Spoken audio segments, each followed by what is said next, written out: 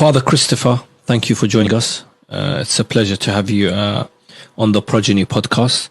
Considering you are a priest, what made you get into studying and lecturing about Islam? It started really with Fatima, Lady Fatima, because I was researching Hussein, and of course you have to then read about his mother. Yeah. And I was quite shocked that there's so much devotion to Fatima and so little written about her. She was a real person and played a fundamental role in the very start of the preaching of the Prophet.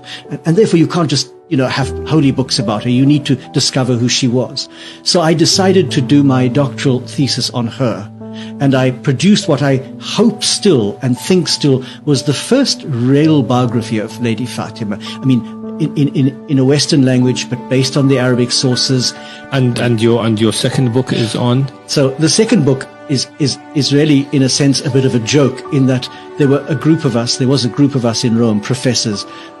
All of us have doctorates in Arabic Islamic studies. So we were sitting around a table at lunch, basically complaining that the Muslim scholars are not writing about the women of Karbala, for example, substantial work. And we each decided that we would take a female figure and produce a proper biography. So, of course, I took Zainab. I said, oh, well, I know her mother. I'm going to now do her. None of the others were serious. So none of the others actually did anything. The book is called Half of My Heart because there was a lament that Zainab sung, I think, on the day of Karbala myself. Some of the historians put it later, but I think it was on that very day when she saw the body of her brother and his companions unburied. And she refers to him as half of my heart, her brother Hussein. And I thought, well, half of my heart was the Fatima book, and now this is the second half, the Zainab book. Now, I don't have any heart left, I suppose, but I'm certainly going to tackle other issues. But Zainab is an extraordinary woman, and like Hussein, transcends all religious, political barriers. She is a universal ideal. She intervenes a number of times, I think 3, on the battlefield.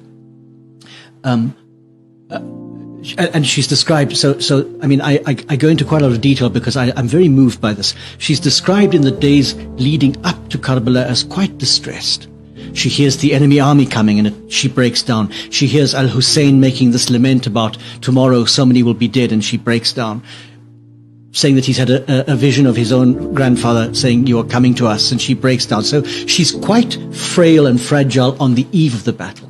But on the day of the battle, there's a remarkable change, and even the Sunni authors record that she looked like the sun rising as she came out onto the battlefield. And 3 times she walks out of the women's tents right into the middle of the fighting, one to intervene when her nephew is killed. So Ali, the oldest of Hussein's sons, he's killed. A second time she comes out to chase after this little boy at Hussein's command, and she can't catch him. He's too fast for her because he wants to fight with his uncle. And a third time she comes out to challenge the men killing Al-Hussein. And it's this famous challenge where somebody as terrible as Umar bin Sa'd turns away and weeps because he's challenged by her and he knows that he's So in that sense, she is of great importance, but even more important after the battle because, and this is where I get into trouble, because she was for a short time the leader of the Ahl Bayt. There's no doubt about that. Young Ali bin al-Hussein was much too sick to function immediately after the battle, and his life, in fact, is saved twice. She saves his life later on in the court of when they're before Ziyad, but that's later on.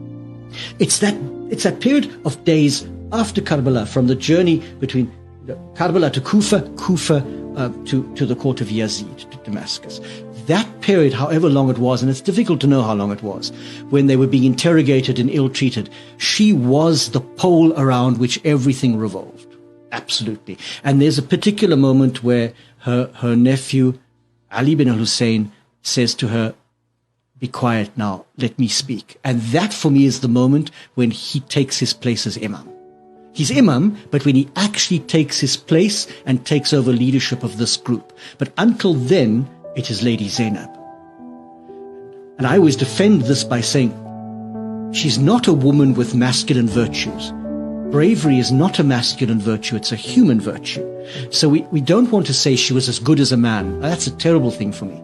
She was an extraordinarily powerful woman who betrayed all the great virtues, by betrayed I mean showed forth all the great virtues that are equally right in women as in men. Bravery, courage, the ability to speak with great articulation against injustice. And in a sense, she functioned as the leader of the House of Islam.